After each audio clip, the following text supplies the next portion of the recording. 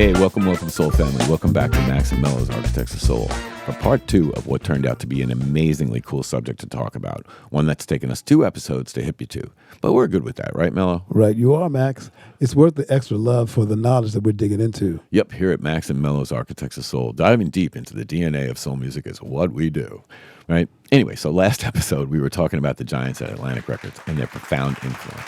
And we had just reached and touched on a pivotal figure whose vision, though perhaps less known to some, was absolutely instrumental in shaping specific iconic sound.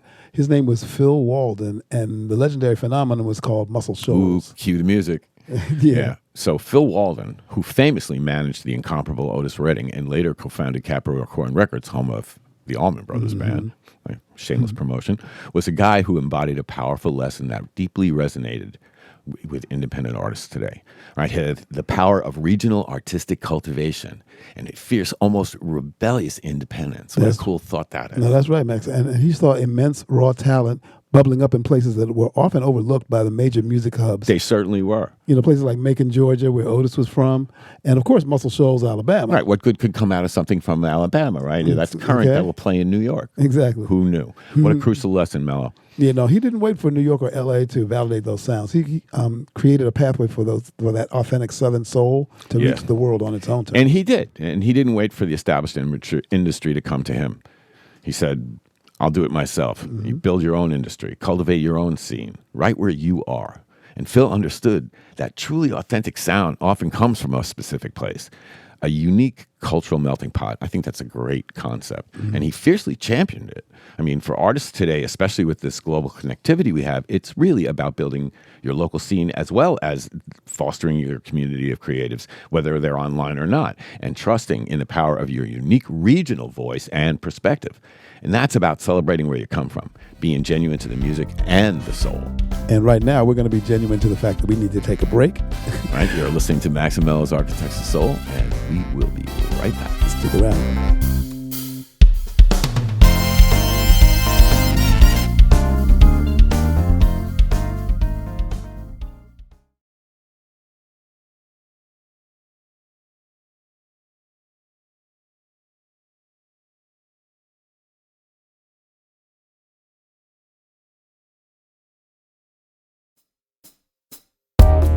Hey, welcome back to Architects of Soul. We are talking Muscle Shoals. Yes, Max, and as we covered on our Fame Studios podcast, there's Muscle Shoals itself, specifically the music makers of both Fame and Muscle Shoals Sound Studio. Rick Hall. Yeah, and it's an incredible house band, effectively known as the Swampers. Oh, Muscle Shoals got the Swampers. The Swampers. And as we've spoken about, that collective was the masterclass in the power of collaboration, intuitive musicality, and innate undeniable groove. They were a badass band. Oh, yeah. They had like Barry Beckett on keyboards and Roger Hawkins on drums. Jimmy Johnson on guitar. David Hood on the bass. Those 4 guys were a killer. And if you really want to check it out, you can go check our Fame podcast where we really talk about them. Yeah, that couldn't be replicated. It was a feel that was just right in a deep pocket that perfectly complemented every artist from Aretha to the Rolling Stones. Oh, without a doubt. And speaking of those legendary Muscle Shoals sessions, we'd be remiss not to mention another pivotal figure who, though not a permanent Swampers member, lit up many of those recordings at Fame. And I think we know who we're talking about here. Yeah. And that was my guitar hero from a young kid to this very day, Duane Allman. Skydog. In his short lifetime, he had a monumental impact on this music and all branches of soul, right into rock and blues and jazz. And his lesson was the transformative power of a unique, instantly recognizable voice on your instrument. And he had that voice. And his fearless pursuit of soulful expression, regardless of the genre. Duane didn't care. It was all music. And that's what it is. 12 tones, play them any way you want. Right? You can bring something to everything. And he did. He brought his pure soul to tracks like Wilson Pickett's Hey Jude, or his incredible work on Aretha Franklin's The Weight. Exactly, Max. Duane's contribution was more than just guitar playing. It was an infusion of pure, unadulterated soul. Yeah, he was a badass. Oh, no, he wasn't constrained by genre labels, and he just played with absolute raw feeling. And for us... Quite a lesson. Yeah, for us modern musicians, Duane is a testament to the importance of developing your own distinctive sound and your own musical fingerprint. Because you knew who he was and you heard him. Yeah, exactly. Don't just play the notes you play them with your emotion, and with bring your what you bring to it. Exactly. And his ability to seamlessly blend into a soul context while still sounding unmistakably like himself is a masterclass in musical identity. Yeah, he called that hitting the note, right? When they were hitting the note, you were playing it all and you were letting it all hang out. He was a dynamo. And the lessons from Muscle Shoals, enhanced by players like Duane, they're incredibly clear and actionable. Find your tribe, your musical family, your true collaborators. Surround yourself with musicians who not only possess technical skills, but who listen, who feel, who anticipate, and who contribute beyond just hitting the right notes. That synergy, that collective consciousness, and the deep bond, wow, it's what truly creates timeless records. It wasn't about individual egos or shredding solos. It was always about serving the music, serving the song. Tom Dowd served the song, and this created an undeniable foundation that allowed the lead vocals or instruments to soar.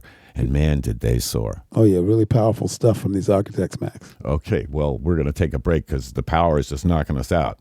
So we're going to come back and we'll talk about the writers and musos at Muscle Shoals. And in case you forgot, you're locked into Max and Mello's Architects of Soul, where we're digging up the diamonds of wisdom from soul music's past to inform our future. Word. We'll be right back. Don't go anywhere.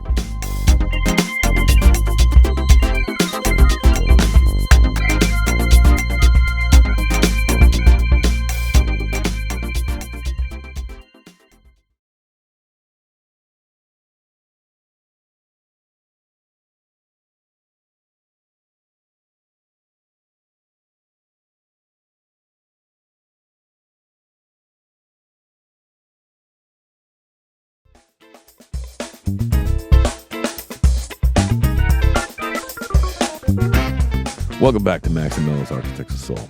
We've talked about the visionary producers, the astute label heads, and the powerful studio environments that forged soul music. Now it's time to truly shine a light on the often unsung heroes, the bedrock of the entire movement, the incredible songwriters and session musicians, and they were who were the very heartbeat of soul music, especially those associated with Atlantic and that Muscle Shoals scene. Ooh, absolutely, Max. Think about the legendary writing teams names like Jerry Goffin and Carole King, or Barry Mann and Cynthia Weil. They were badasses. Oh, yeah, they wrote some of the greatest songs that transcended pop and found their true soulful expression through artists like Aretha Franklin. Yes, and that's some lesson. Yeah, the undeniable lesson here is the profound power of exceptional songwriting as the absolute foundation of everything. Oh, undoubtedly, Mello. Well, yeah, a truly great song with a compelling narrative and an unforgettable melody can transcend genre and era and even language barriers. Goes to what we always say, Mello. A good song is a good song. Is a good song. Exactly. Is a good song. And the ability to craft a narrative, a hook, an emotional arc that connects universally, that's amazing. That's the timeless mastery that we learn from these writers.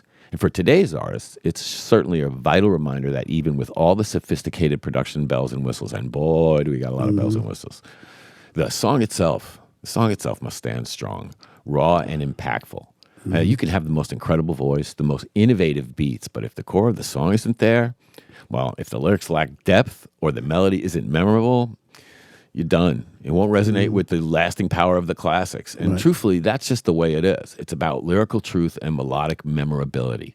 At the core of it all is the song. And what is that, Mello? That's our path. Yeah, exactly. No doubt about that. And lyrics and melody, that's all I'm going to say about that. That's all you should say. Right. Then you have to get to the session musicians, though. Oh, yes. We already touched on the magic of the swampers. The swampers. You got to say it like the swampers at Muscle Shoals and the electrifying contribution of Duane Allman. Yeah, you got to mention him. But there were so many more. The Atlantic House Band in New York and the Memphis studio players. Yeah, which we covered in the stacks. Yeah, and the brilliance brought in by Wexler and Dowd, by Jerry Wexler and Tom Dowd.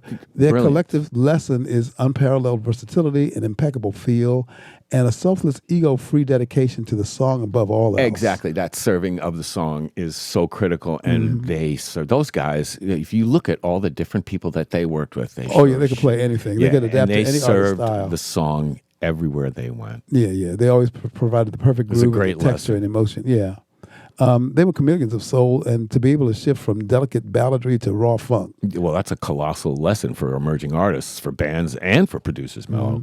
It's not just about the technical chops or how fast you can play.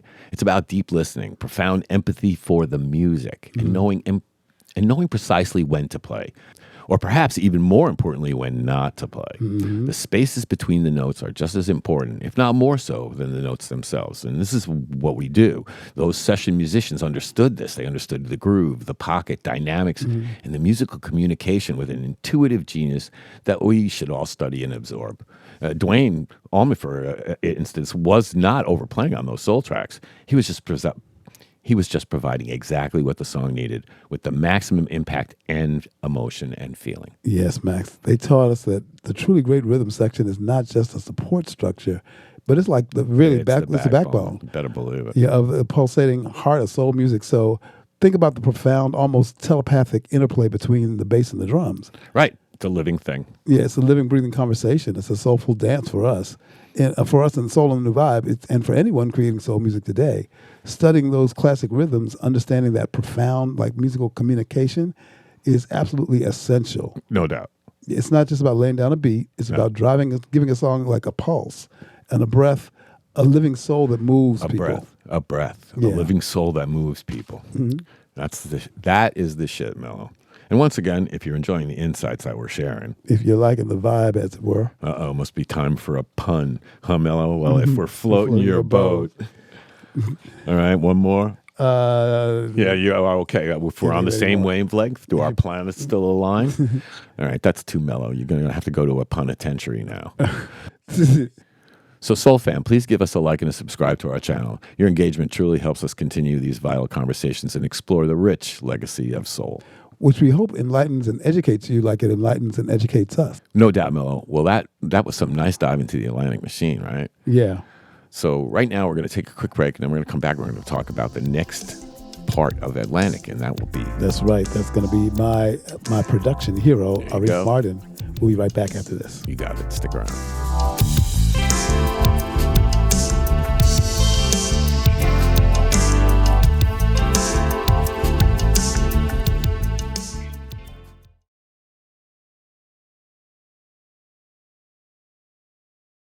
Thanks for tuning in to Architects of Soul.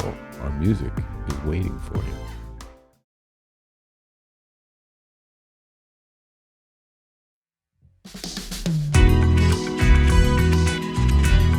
And welcome back to Max and Mello's Architects of Soul. We're talking about Atlantic Records, and specifically right now, we're talking about my production hero, there you go, Arif Marden. He was a pivotal figure at Atlantic Records. He was the missing piece of the puzzle. Oh, yeah. He started as an assistant in 1963, and he became a key producer, arranger, and eventually a VP at the label. And what they had developed... Yeah, it became known as the Atlantic sound. That was it. And that style, which blended R&B, soul, and pop, man, Arif was like the topping on the cake. Yeah, yeah. He was... working with the co-founders Ahmet Ertegun and Jerry Wexler, and my boy Tommy Dowd. Yeah, exactly. That was the Atlantic sound, and that was their label's musical identity, which was a hell of an impact. Arif's influence spanned decades and genres. That guy definitely he could go from any song to any other song. His versatility and his ability to work with a diverse range of talents was absolutely staggering. Everybody from Willie Nelson to Hall & Oates. That's right. Back. And helping them achieve the commercial and critical success. Just working with them wasn't enough for him, obviously. You got to achieve a critical success. That's pretty fucking cool if you ask me. His extensive production and arrangements they include, back in the day, was... Aretha Franklin. You got to start there. The Queen. She was the Queen. And they wrote together. Oh, yeah. Yeah, they wrote together, they arranged together, and he, of course, was behind a lot of her bigger hits on Atlantic. And they were just he started as an administrative assistant, like a secretary, right? And when they realized what talent he had, and this goes to Arif and Nesui's, they're being able to sniff it out, right? Those guys between Wexler, all of them, now he was like the piece of the puzzle that was missing. It was amazing, and just think about the Bee Gees, right? They have to get the Bee Gees. He was instrumental in finding out that Barry had He was the one who discovered Barry's falsetto. Yeah. They were not hip to it. Yeah. Apparently, he was just messing around, and Arif heard it. He didn't mean it. And Arif was like, no, let's explore this. Exactly. Sort of like some cowbell, got to explore the room. But I mean, that became Nights on Broadway, and the all that falsetto stuff at the end of that was the beginning of Barry using his falsetto. And boy, did they take For advantage the rest of of that. that album, Fanny Be Tender came from that Right album. up to Staying Alive 2 years later. Yeah, exactly. And that's their biggest hit, I think. I would think it was. Yeah, yeah. And then, of course, we can't forget who comes next. Your girl. Oh, the queen. And she Yeah. is my girl, too. I don't give a shit what no one says. He produced a lot of other people in between, but yeah, he finally got to my girl. Actually, he was producing Shaka at the same time he was producing the Average White Band, which he was also producing them at the same time. And what happened? They played on the record. Ended up using the Average White Band on not just that Shaka's first solo album, but on her subsequent 4 solo albums after that. Just goes to show you exactly how great the ears were at Atlantic Records. Yeah. From Wexler and the Erteguns to Tom Dowd down to Arif Marden. I mean, every single one of them let the artist be the artist. And they made that bigger. Yeah. And I mean, it's like Phil Collins. Think about that. And Nora Jones. You know, Arif, we're way back in the 60s talking about soul, but you got to go into the future to talk about this just because this guy's done so much. He took Donny Hathaway with him without Roberta Flack. He produced some just classic records like Brooke Benton's Rainy Night in Georgia. and over 40 gold and platinum Groovin' records. by the Little Rascals. Yeah. Yeah. Multiple Grammy Awards, including being named Producer of the Year 7 times. 7 times. Yeah. Man, his legacy is defined by his masterful arrangements and, truthfully, his knack for nurturing an artist's unique sounds across a broad musical spectrum, which we talked about. Right. So, Arif Mardin, man, that guy was a badass. Yeah, he really was. Arif's impact is filled with anecdotes about the things that he did and that illustrate his unique blend of classical training and his deep intuitive understanding of American R&B and soul music. I mean, he went to Berklee College of Music. Yeah. So he totally had an extensive, knowledge of chords and changes. And when he first started arranging for Atlantic's artists, right, he realized that the complex chords that he was so used to doing and the sophisticated harmonies, they weren't going to do it because they were at odds. They were at odds with that raw, simple power of the blues and rock. Exactly. And he always joked that he had to forget his knowledge of major seventh and diminished and write in a simple, pure way to serve the music, right? That was his polite way of saying he was trying to dumb it down. Exactly. But it shows this humility and his ability to adapt those talents to the needs of the artist. How important is that serving the song, right? Rather than imposing his own will, it was part of his genius. Yeah, absolutely. And then let's go to Dusty. Gotta go talk about Dusty. Dusty in Memphis. That album is considered a masterpiece, and Arif was, of course, a crucial part of its creation. Oh, without a doubt. The anecdote goes that Dusty was really nervous. She was a perfectionist, and the sessions were really tense. While Jerry Wexler was the main producer, Arif Mardin was the arranger who was credited with creating the lush string and horn arrangements. The horn arrangements, believe it. He was known for throughout his career, by the way. Well, it was a distinctive sound that he created. Yeah. And he was able to work with these artists and musicians and build that soundscape that perfectly complemented Dusty's voice. Right? Her soulful voice with those beautiful strings, the enduring legacy, that's a testament to Arif and his ability to fuse pop, soul, and orchestrated arrangements into something really new and timeless. Yeah, exactly. And his first hit, by the way, was Good Lovin' with the Young Rascals. That's right. We talked about that earlier. Yeah. And that's what's about Instinct, that song. Yeah, my song by them is Groovin', which he also produced. That's a great song. But I'll tell you what, with Good Lovin', because he wasn't well known yet, they were like judging on him on his instincts, and his instincts panned out, which of course that's an Atlantic hallmark because the raw energy and tight production and its call and response vocals, right? It went straight to #1 on the charts. And it was like the movement, the moment that proved to Atlantic and to Arif himself that he was fucking there. He had arrived and he had what it took to be a major producer, and it launched his legendary career. What a story. Wow. This was some impactful episode of Max and Mello's Architects of Soul, isn't it? Absolutely. 2 minutes in one this was. We really thank you for sticking around. For 2 whole episodes, We're going to take a break and come anybody back. who's still with us is a trooper. Right, we're going to take a break and come back and wrap it up with a bow. We'll be right back.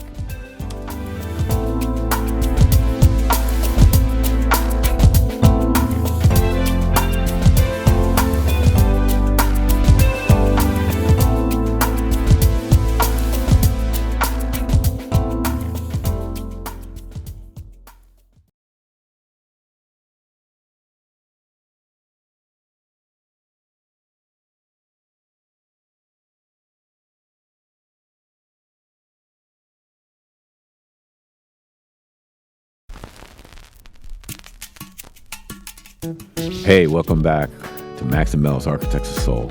Wow, Mello. That was a truly incredibly illuminating part 2 journey that we took today and last week through the minds and sounds of these particular architects of soul. From the sharp business acumen and unwavering artistic conviction of Ahmet Ertegun, amazing, to the environment crafting genius of Jerry Wexler, and we see every bit of evidence about that, to the sonic innovation of my hero Tom Dowd, and the independent regional spirit of Phil Walden, right down to the end, and the man who put that cherry on that cake, Arif Mardin. Bet. Well, yes, Max, it's abundantly clear that their lessons are not just dusty historical footnotes. Yeah, we ain't blowing the dust off of nothing. No, they're living, breathing blueprints and actionable strategies and profound philosophies for today's artists. Amen. The relentless drive for authenticity, the transformative power of collaboration. Yeah, the non-negotiable importance of a truly great song. Exactly. The development of a unique instrumental voice and the relentless pursuit of your own unique sound. Damn, that's some shit. That's right. These are the core principles. That's what's truly vitally relevant. In those days and in these days. Yeah. The heyday of soul to the heyday of the soul and the new vibe. And that's part of our process, isn't it? Yeah, it is. So for us and all of our fellow artists striving to make their mark, understanding these paths, understanding these foundational stories helps us not just navigate our own journeys, but to infuse them with a deeper meaning and purpose. We're turning them into songs that speak to the heart and move the soul. That's what we're about. It's about building on the incredible legacy, not just imitating it. No, it is about extracting the wisdom to innovate and create from that innovation. Amen. And from the both of us here at Architects of Soul, we would like to leave you with this one simple thought. That's right. Keep that soul fire burning, protect your sound, nurture your creativity, own your voice, and remember the lessons from the giants who came before. And yes, protect your masters and seek out wise mentors who can truly guide you on your journey. And until next we meet, peace and soul, y'all.